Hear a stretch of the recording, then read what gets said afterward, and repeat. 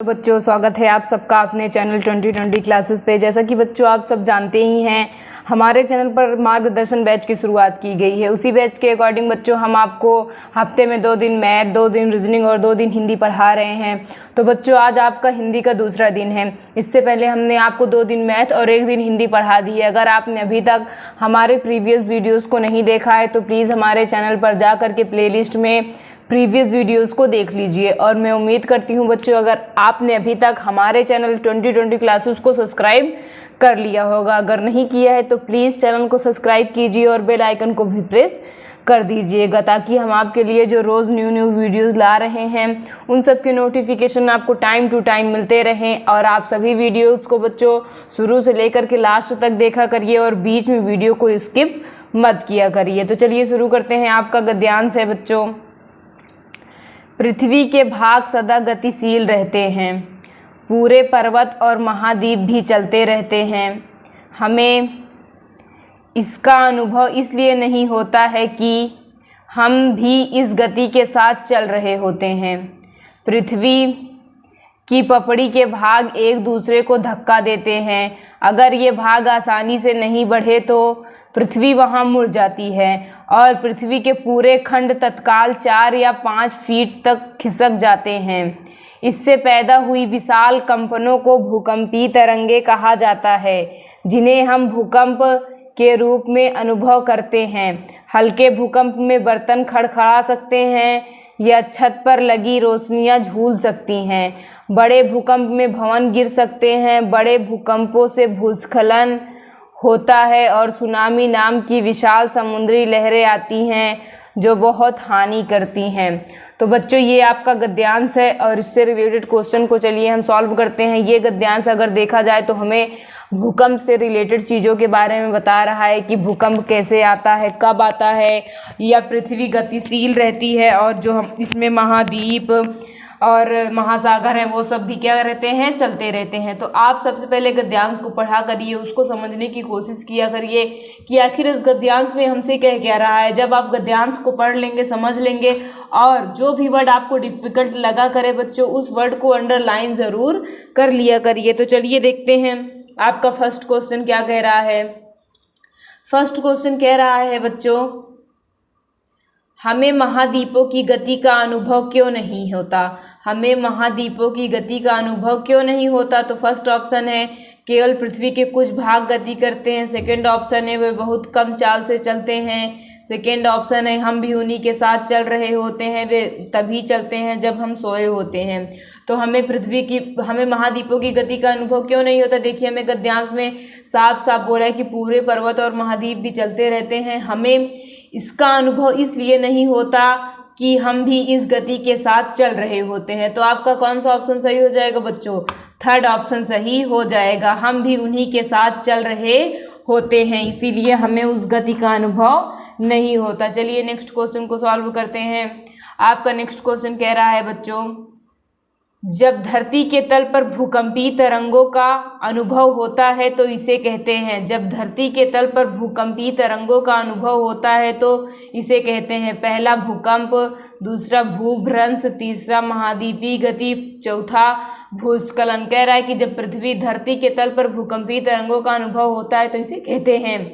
देखिए यहाँ पे आपका बोल रहा है कि जब भूकंपीय तरंगे, इससे पैदा हुई कंपनों को भूकंपीय तरंगे कहते हैं, जिन्हें हम भूकंप के रूप में अनुभव करते हैं। यानी धरती के तल पर जो भूकंपीय तरंगे आती हैं उन्हें हम क्या कहते हैं, भूकंप कहते हैं। क्या कहते हैं बच्चों, भूकंप। तो आपका फर्स्ट ऑप्शन सही हो जाएगा।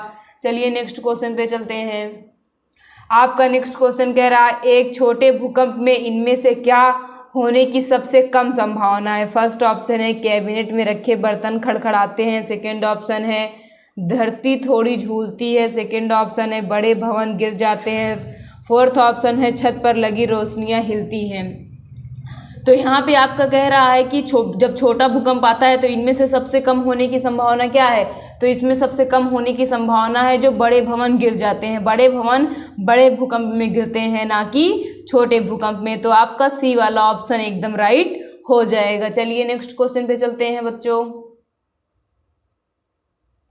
आपका नेक्स्ट क्वेश्चन कह रहा है सुनामी आने का कारण है, सुनामी आने का कारण है। फर्स्ट ऑप्शन छोटे भूकंप, सेकंड ऑप्शन बड़े भूकंप, थर्ड ऑप्शन ज्वारीय लहरें, फोर्थ ऑप्शन विशाल लहरें। तो सुनामी आने का कारण है बच्चों बड़े भूकंप। क्या है बड़े भूकंप? देखिए हमसे गद्यांश के लास्ट में बोला है, यहाँ पे देखिए, बहुत बड़े भूकंपों से भूस्खलन होता है और सुनामी नाम की विशाल समुद्री लहरें आती हैं। तो सुनामी किसके कारण आती है बच्चों? बड़े भूकंपों के कारण सुनामी आती है। चलिए नेक्स्ट क्वेश्चन और इस गद्यांश के लास्ट क्वेश्चन को सॉल्व करते हैं। आपका लास्ट क्वेश्चन कह रहा है, उपरोक्त अनुच्छेद में प्रयुक्त तत्काल का अर्थ है। उपरोक्त अनुच्छेद में प्रयुक्त तत्काल का अर्थ है। पहला ऑप्शन केवल एक समय, दूसरा ऑप्शन देर से, तीसरा ऑप्शन कुछ दूरी पर और चौथा ऑप्शन तुरंत। तो बच्चों तत्काल का मतलब होता है तुरंत। क्या होता है? तुरंत। तो गद्यांश में जो तत्काल का प्रयोग किया गया है वो किसका सेंस दे रहा है? तुरंत का सेंस दे रहा है। तो बच्चों आपका ये फर्स्ट गद्यांश था, हमने ये गद्यांश आपको करवा दिया है। अगर आपको इस गद्यांश में कहीं भी कोई भी प्रॉब्लम हो तो प्लीज़ हमें कमेंट करके ज़रूर बताइएगा और प्लीज़ वीडियो को पूरा देखा करिए। चलिए नेक्स्ट गद्यांश पे चलते हैं।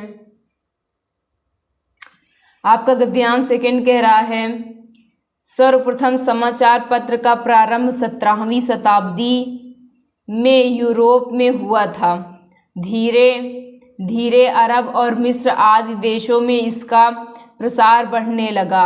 अंग्रेजों के शासनकाल में सन 1936 में भारत में सर्वप्रथम बंगाल गजट नामक पत्र प्रकाशित हुआ।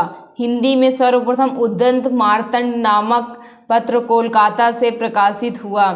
राजा राम मोहन राय ने कौमुदी और ईश्वरचंद्र विद्यासागर ने प्रभाकर पत्र निकाला। इस प्रकार समाचार पत्र का दिन दूना रात चौगुना विकास होता चला गया। आज हमारे समक्ष हिंदुस्तान, नवभारत टाइम्स, वीर अर्जुन, अमृत बाजार पत्रिका, राजस्थान पत्रिका, चंपक, नंदन, आजकल आदि प्रमुख हिंदी की पत्रिकाएं निकल रही हैं। तो इस गद्यांश में बच्चों आपको समाचार पत्र के विकास के बारे में बताया जा रहा है। कह रहा है कि सबसे पहले समाचार पत्र का विकास कहाँ हुआ था? यूरोप में हुआ था। वो भी कब हुआ था? 16वीं या 17वीं शताब्दी में। और फिर धीरे धीरे अरब और मिस्र आदि देशों में इसका प्रसार बढ़ा। तो भारत में सबसे पहला समाचार पत्र क्या था? बंगाल गजट। क्या था बच्चों? बंगाल गजट। ये भारत का पहला समाचार पत्र था। फिर उसके बाद बहुत से लोगों ने, जैसे राजा राम मोहन राय हो गए, उन्होंने कौमुदी, ईश्वरचंद्र विद्यासागर हो गए, उन्होंने प्रभाकर नामक पत्र क्या किए? प्रकाशित किया। तो चलिए देखते हैं क्वेश्चंस क्या कह रहे हैं हमसे। क्वेश्चन आपका कह रहा है बच्चों, सर्वप्रथम समाचार पत्र का प्रारंभ कहाँ हुआ था? सर्वप्रथम समाचार पत्र का प्रारंभ कहाँ हुआ था? फर्स्ट ऑप्शन यूरोप में, सेकंड ऑप्शन अमेरिका में, थर्ड ऑप्शन भारत में, फोर्थ ऑप्शन एशिया में। फोर्थ ऑप्शन क्या है? एशिया में। तो देखिए यहाँ पे शुरुआत में ही हमसे बोला है कि सर्वप्रथम समाचार पत्र का प्रारंभ 17वीं शताब्दी में कहाँ हुआ था? यूरोप में हुआ। तो समाचार पत्र का सर्वप्रथम प्रारंभ कहाँ हुआ था बच्चों? यूरोप में। आपका फर्स्ट क्वेश्चन का फर्स्ट ऑप्शन सही हो जाएगा। चलिए नेक्स्ट क्वेश्चन को सॉल्व करते हैं। भारत में सर्वप्रथम प्रकाशित पत्रिका है। भारत में सर्वप्रथम प्रकाशित पत्रिका है। First option Kaumudi, second option Prabhakar, third option Bengal gazette, fourth option Navbharat. तो देखिए सर्वप्रथम भारत में ब्रिटिश शासनकाल के 1936 में कौन सा पत्र प्रकाशित हुआ था? बंगाल गजट। तो भारत में सर्वप्रथम प्रकाशित पत्र का नाम क्या है? बंगाल गैजेट है। तो आपका कौन सा ऑप्शन सही हो जाएगा बच्चों? सी वाला ऑप्शन सही हो जाएगा। कौन सा ऑप्शन सही हो जाएगा? सी वाला ऑप्शन सही हो जाएगा। चलिए नेक्स्ट क्वेश्चन पे चलते हैं। उद्यंत मार्तंड नामक पत्रिका किस भाषा में प्रकाशित हुई? उद्यंत मार्तंड नामक पत्रिका किस भाषा में प्रकाशित हुई? फर्स्ट ऑप्शन अंग्रेजी में, सेकंड ऑप्शन हिंदी में, थर्ड ऑप्शन बंगाली में, फोर्थ ऑप्शन उर्दू में। तो देखिए इसका आंसर गद्यांश में मैं आपको दिखाती हूँ। देखिए हिंदी में सर्वप्रथम उद्यंत मार्तंड नामक पत्र कोलकाता से प्रकाशित हुआ। यानी उद्यंत मार्तंड जो पत्र है वो किस भाषा में था बच्चों? हिंदी भाषा में था। किस भाषा में था? हिंदी। तो आपका कौन सा आंसर सही हो जाएगा? आपका बी वाला आंसर बिल्कुल सही हो जाएगा। चलिए नेक्स्ट क्वेश्चन पे चलते हैं। आपका नेक्स्ट क्वेश्चन कह रहा है बच्चों, कौमुदी पत्र के संपादक कौन है? कौमुदी पत्र के संपादक कौन है? फर्स्ट ऑप्शन राजा Ram Mohan Roy, second option Ishwar Chandra Vidyasagar, third option Swami Vivekananda, fourth option Dayanand Saraswati. Swami Dayanand Saraswati. तो कौमुदी पत्र का संपादक हमसे पूछा है, तो यहाँ पे देखिए हमें साफ साफ दिया गया है कि राजा राम मोहन राय ने कौमुदी पत्र, यानी कौमुदी पत्र के संपादक कौन हो गए? राजा राम मोहन राय। तो आपका कौन सा ऑप्शन सही हो जाएगा बच्चों? आपका फर्स्ट वाला ऑप्शन बिल्कुल करेक्ट हो जाएगा। चलिए बच्चों, इस वीडियो के लास्ट क्वेश्चन, या फिर हम कह सकते हैं इस गद्यांश के लास्ट क्वेश्चन की ओर चलते हैं।